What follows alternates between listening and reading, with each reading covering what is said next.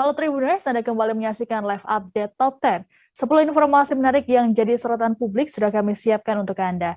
Bersama saya Siska Mawaski, kita jelang live update Top 10 selengkapnya. Kita ke informasi pertama Tribuners. Presiden Rusia Vladimir Putin telah mendeklarasikan untuk melakukan operasi militer khusus di wilayah Ukraina pada Kamis 24 Februari. Bahkan beberapa jam selang pengumuman tersebut, militer Rusia mengklaim telah menghancurkan pangkalan udara Ukraina dan sistem pertahanan udaranya. Dalam pidatonya, Putin mengatakan serangan tersebut dilancarkan karena Rusia khawatir dengan ancaman Ukraina modern. Keputusan ini hanya selang beberapa hari dari pernyataannya yang membantah kabar invasi. Diketahui Rusia telah mengerahkan setidaknya 200.000 tentara di dekat perbatasan Ukraina dalam beberapa bulan terakhir. Ketika Rusia menginvasi Ukraina pada tahun 2014, pemberontak yang didukung oleh Presiden Putin merebut sebagian besar wilayah timur dan mereka telah memerangi tentara Ukraina sejak saat itu. Putin diketahui telah memiliki masalah sejak lama dengan Ukraina. Rusia telah lama menolak langkah Ukraina menuju institusi Eropa, baik NATO maupun Uni Eropa. Kini Putin telah mengklaim Ukraina menjadi boneka negara Barat dan menyebut tak pernah menjadi negara yang layak. Ia menuntut jaminan dari Barat dan Ukraina bahwa mereka tidak akan bergabung dengan NATO, aliansi pertahanan dari 30 negara, dan agar Ukraina melakukan demilitarisasi dan menjadi negara netral. Sementara itu, akibat dari invasi ini, Ukraina mengumumkan kondisi darurat dan meminta warganya untuk mengungsi dari Rusia. Berdasarkan informasi terbaru pada Kamis 24 Februari, Ukraina melaporkan adanya 8 korban tewas dan 9 orang luka. Peristiwa ini juga menjadi pembicaraan oleh warganet di media sosial. Sejumlah tagar yang berkaitan pun masih menempati posisi teratas trending topik dunia.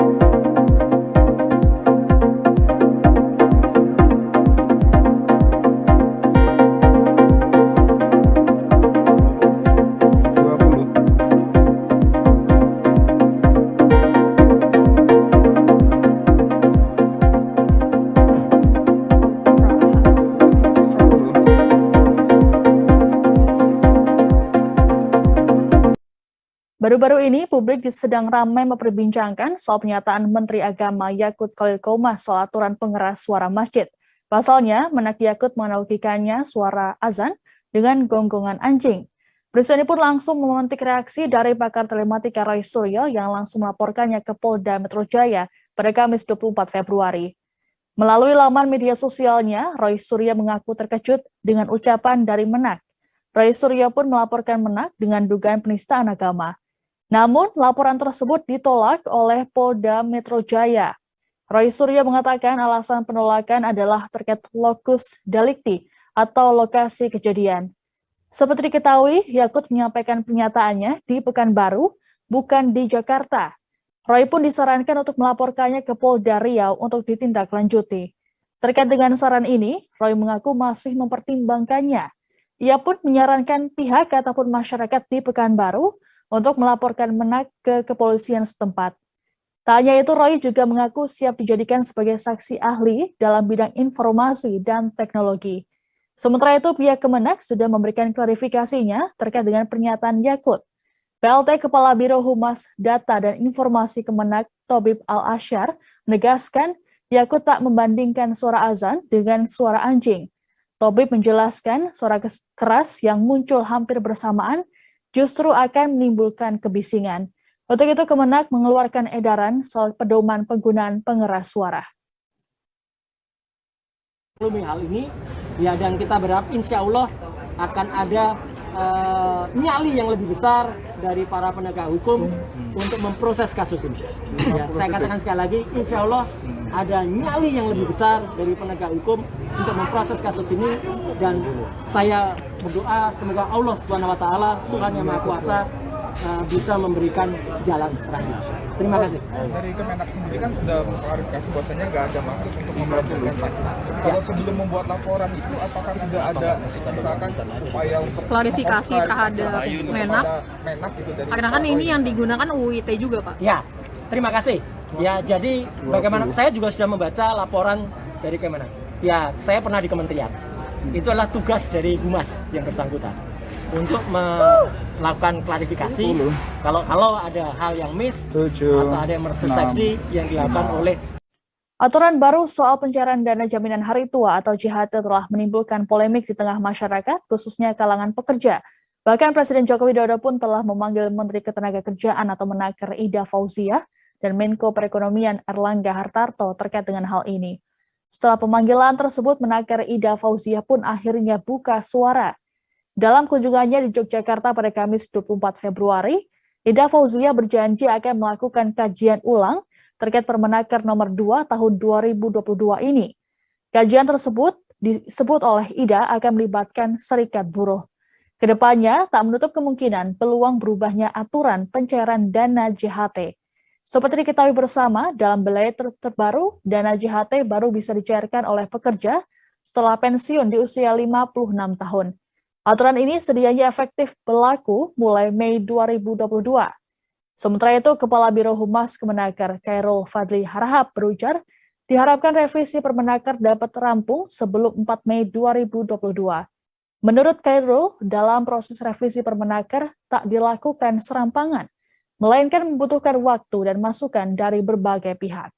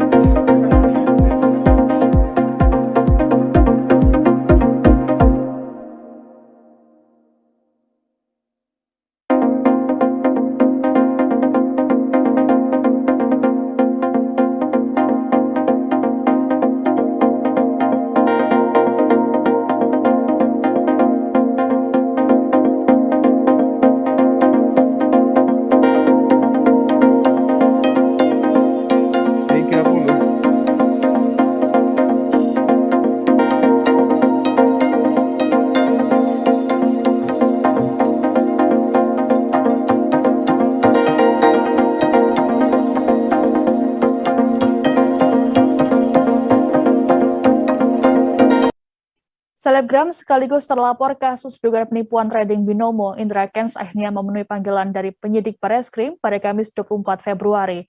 Sempat beredar kabar bahwa Indra Kents telah ditetapkan sebagai tersangka, namun polisi pada Kamis 24 Februari memastikan bahwa pria berjuluk Crazy Rich Medan itu masih berstatus saksi terlapor. Hal serupa juga disampaikan oleh kuasa hukumnya, Warda Niman Larosa, saat dikonfirmasi. Berdasarkan pantauan di lapangan, Indra Kents datang sekira pukul 13.10 WIB di gedung Bareskrim Polri Jakarta Selatan. Indra Kents tampak memakai topi dan berkemeja hitam. Tak banyak komentar yang ia sampaikan ke awak media yang sudah menunggu. Kehadirannya ditunggu oleh sejumlah pihak, terlebih pada Jumat pekan lalu, dirinya tak jadi datang dengan alasan berobat ke luar negeri. Sementara itu, sejumlah pelapor Indra Kents diketahui turut menunggu kedatangan selebgram tersebut. Lantaran kala itu Indra Kents tak kunjung muncul, para pelapor sempat mendesak polisi untuk menjemput paksa apabila kembali mangkir. Selain Indra Kents, 3 korban aplikasi binomo juga dijadwalkan menjalani pemeriksaan pada hari yang sama. Dalam agenda, mereka dijadwalkan menyerahkan sejumlah kelengkapan barang bukti. terus mengawal perkara ini dan mengingat hari ini adalah pemeriksaan terlapor saudara Ika. Korban terus mengawal dari jam 8 pagi tadi sudah standby di Barreskrim untuk terus melihat perkembangan, tapi kami cukup sayangkan sampai jam 12 ini berdasarkan informasi saudara terlapor atau Ika masih belum tiba di Barreskrim, sehingga para korban menyampaikan kekecewaannya dan berharap Barreskrim terus mendesak agar hari ini terlapor bisa hadir di Setelah mengejutkan publik soal rencana maju sebagai calon presiden pada 2024 mendatang, kini Ketua Umum Partai Solidaritas Indonesia atau PSI Giring Ganesha membawa kabar sebaliknya. Giring menyatakan mundur dari bursa Capres 2024. Pernyataannya ini ia sampaikan dalam video yang diunggah oleh kanal YouTube PSI pada Kamis 24 Februari. Giring beralasan dirinya belum tepat untuk maju sebagai calon presiden di Pilpres 2024. Terlebih ia mendengar banyak masyarakat yang masih menghendaki Presiden Joko Widodo untuk kembali memimpin Indonesia. Menurutnya, ini merupakan fakta yang terjadi di lapangan sekaligus aspirasi masyarakat. Sayangnya, keinginan masyarakat berbenturan dengan konstitusi bahwa presiden hanya bisa menjabat selama 2 periode. Giring mengungkapkan berdasarkan risetnya di lapangan, masyarakat banyak yang menyebut Jokowi sebagai tokoh ideal sebagai pemimpin. Menurutnya, ini merupakan fakta yang terjadi di lapangan sekaligus aspirasi masyarakat. Oleh sebab itu, dengan penuh kesadaran, Giring kemudian menjadikan hal itu pertimbangan matang untuk menentukan kesiapan maju dalam Pilpres 2024. Tak lupa, Giring juga menyampaikan ucapan terima kasih kepada seluruh dukungan terhadap dirinya menjadi capres. Ia mengaku setelah pengumuman mundur, dapat lebih fokus membangun PSI ke depannya. Secara khusus, Giring ingin PSI melenggang ke Senayan sebagai partai parlemen. Indonesia yang ternyata masih menghendaki sosok Jokowi untuk memimpin Indonesia. Ini adalah fakta di lapangan. Bukan video ilustrasi. Sekaligus aspirasi masyarakat yang sangat mencintai Jokowi. Namun dibatasi oleh konstitusi bahwa presiden hanya bisa dijabat selama 2 periode terakhir ini. Nama Ketua Jokowi Mania, Immanuel Ebenezer, belakangan menjadi sorotan seusai hadir sebagai saksi meringankan terdakwa kasus terorisme Munarman. Ebenezer hadir dalam sidang yang digelar di Pengadilan Negeri Jakarta Selatan. Maksud kami Negeri Jakarta Timur. Dalam pernyataannya, Ebenezer mengaku secara sadar mengajukan diri sebagai saksi untuk Munarman. Ebenezer menilai bahwa penangkapan Munarman ada muatan politis. Menurutnya, Munarman pernah mengutuk segala perbuatan teror di beberapa tempat termasuk gereja di Cinere hingga Surabaya. Terlebih Munarman juga disebutnya memiliki kedekatan dengan mantan Kapolri yang kini menjabat sebagai Menteri Dalam Negeri Tito Karnavian. Lantas siapakah sosok Ebenezer? Diketahui saat ini dirinya menduduki jabatan Komisaris Independen PT Mega Eltra. Immanuel Ebenezer pernah dilaporkan Presidium Alumni 212 ke Polda Metro Jaya atas dugaan ujaran kebencian. Ia juga kerap melontarkan pernyataan terkait dengan pejabat yang dinilai harus mundur atau dirombak. Selain menjadi ketua Jokowi Mania, Ebenezer juga menjadi ketua Ganjar Pranowo Mania. Kelompok ini mendeklarasikan Ganjar untuk maju dalam Pilpres 2024 mendatang. Terbaru, Ebenezer melaporkan dosen Universitas Negeri Jakarta atau UNJ, Ubedillah Badrun, yang melaporkan putra Presiden Joko Widodo, Gibran Raka Buming Raka, dan Kaisang Pangarep ke KPK.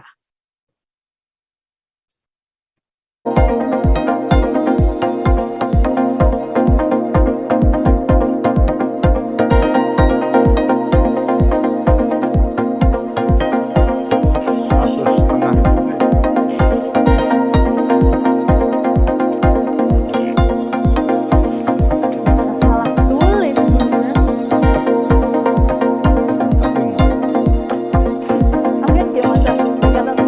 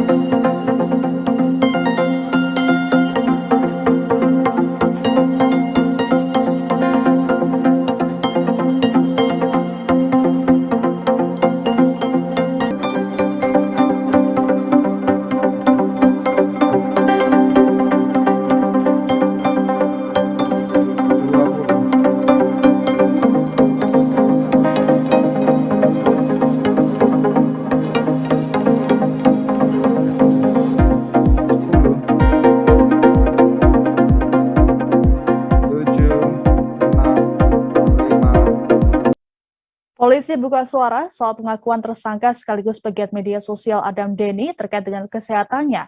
Adam Denny sempat mengaku bahwa dirinya terjangkit banyak penyakit saat berada dalam tahanan. Tanya itu, seteru jaring SID ini juga berujar bahwa dirinya mengalami kondisi psikologis yang hancur. Namun pernyataan berbeda justru disampaikan oleh kepolisian. Karopenmas Divisi Humas Polri, Brigjen Ahmad Ramadan menyampaikan, Adam Denny dalam kondisi sehat selama menjalani penahanan di Rutan Bareskrim Polri. Bahkan disebutkan Adam Denny melakukan pengecekan kesehatan secara berkala oleh tim dokter Polri. Saat ini Adam merupakan tahanan dari Kejaksaan RI. Pasalnya, berkas perkara tersangka telah dilimpahkan ke Jaksa Penuntut Umum atau JPU sejak 16 Februari 2022. Sebagaimana diketahui, penyelesaian kasus Adam Denny diselesaikan dalam kurun waktu 3 pekan saja, terhitung sejak laporan polisi didaftarkan pada 27 Januari 2022. Terkait cepatnya proses penanganan kasus, polisi menegaskan bahwa hal ini tak terkait dengan status pelapor yakni Ahmad Sahroni yang merupakan anggota DPR RI. Polisi menyatakan bahwa penyidik bekerja profesional dan proporsional dalam penanganan kasus ini. Sementara itu, kuasa hukum Ahmad Sahroni, Arman Hanis, mengatakan bahwa kliennya sudah menerima permintaan maaf Adam Denny. Meski begitu, hal ini tidak menghapuskan perbuatan hukum yang dilanggar oleh Adam. Seperti diketahui, Adam Denny dilaporkan karena mengunggah dokumen pribadi tanpa izin ke media sosialnya.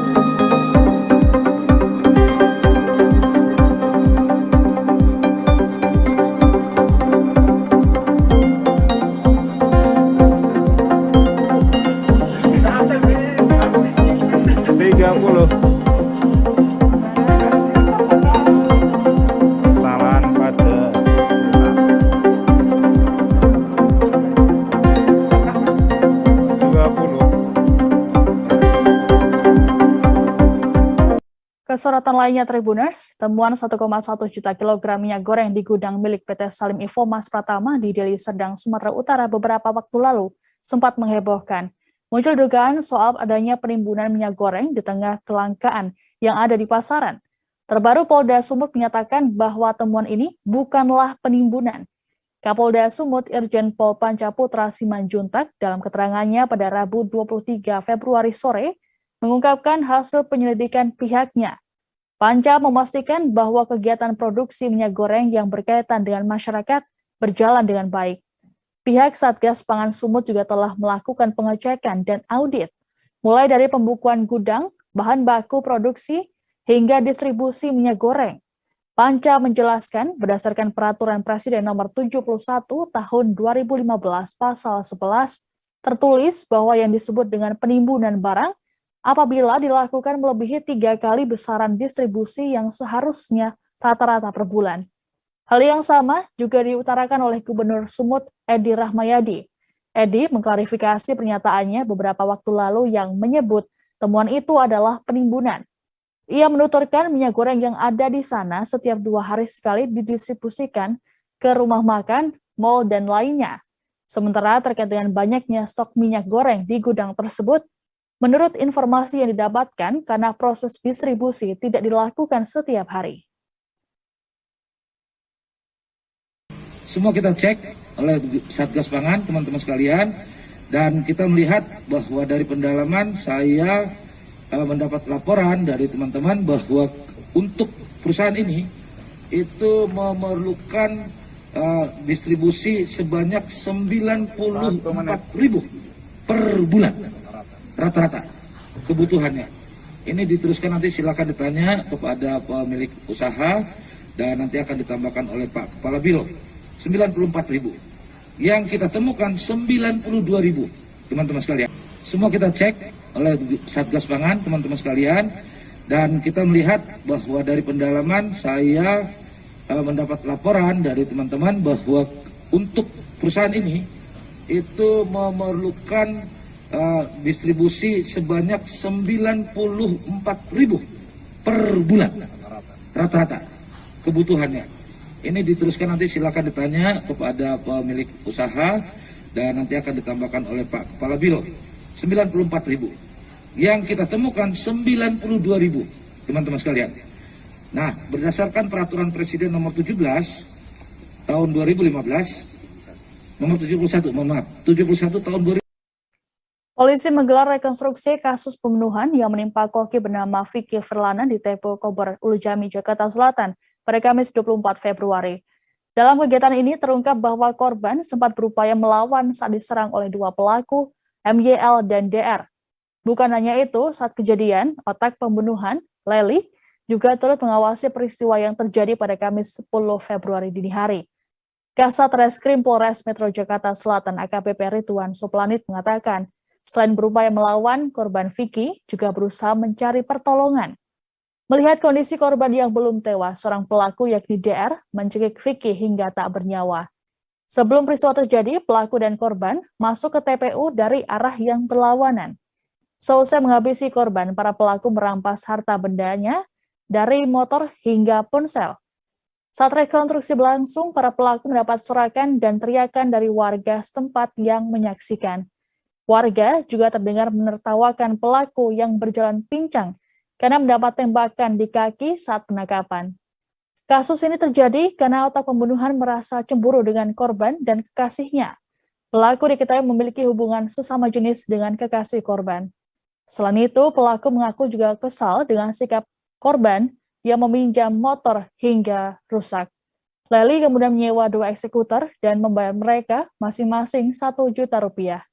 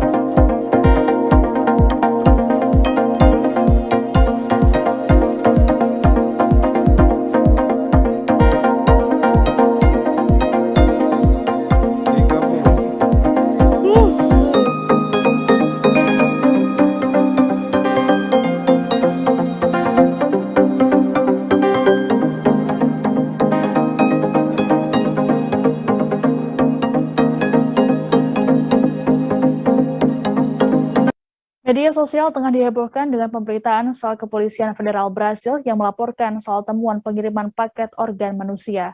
Dalam kasus ini, nama desainer asal Indonesia Arnold Putra ikut terseret. Paket yang berisikan tangan dan 3 plasenta manusia dikirimkan dari Manaus, Brasil ke Singapura. Menurut penyelidikan awal, setelah menggerebek laboratorium di Arizona State University, tersangka utama adalah seorang profesor anatomi di kampus tersebut. Polisi Brasil menyebut bahwa laboratorium anatomi melakukan ekstraksi cairan tubuh. Organ-organ manusia diawetkan dengan metode plastinasi menggunakan bahan-bahan seperti silikon dan epoksi. Bahan-bahan tersebut digunakan sebagai pengganti cairan dan lemak tubuh agar organ tetap awet. Pihak kepolisian menyebut penerima organ manusia diduga adalah seorang influencer dan desainer asal Indonesia, Arnold Putra. Arnold Putra sebelumnya juga dikenal terkait dengan sederet kontroversinya. Pada tahun 2020, Arnold Putra menghebohkan publik dengan aksinya membuat tas dari tulang belakang manusia dan lidah buaya. Ia mengaku material punggung manusia tersebut didapatkan dari sumber yang etis, yakni dari pasokan medis di Kanada. Menanggapi dengan peristiwa ini, Kepala Divisi Humas Polri Irjen Dedi Prasetyo mengatakan pihak Interpol Jakarta akan melakukan koordinasi dengan Interpol Brazil. Kita belum mendapat informasi dari perwakilan Brazil ya. Nah untuk itu melalui Divisi Hub Interpol Polri akan mengkomunikasikan lagi dengan Interpol Brazil. Ya, itu aja. Kami sudah tanyakan, kami belum dapat informasi atau belum ada informasi dari Interpol Brazil. Nah, tentu langkah-langkahnya melalui dimunculkan Interpol di Jakarta akan mengkoordinasi atau mengkomunikasi kembali dengan Interpol Brazil. Informasi tadi sekaligus menutup jumpa kita dalam live update Top 10 kali ini. Jangan lupa untuk terus perbarui informasi Anda di kanal YouTube Tribun News. Saya Siska Muwaski pamit undur diri. Terima kasih dan sampai jumpa. Jangan lupa like, subscribe, dan share ya.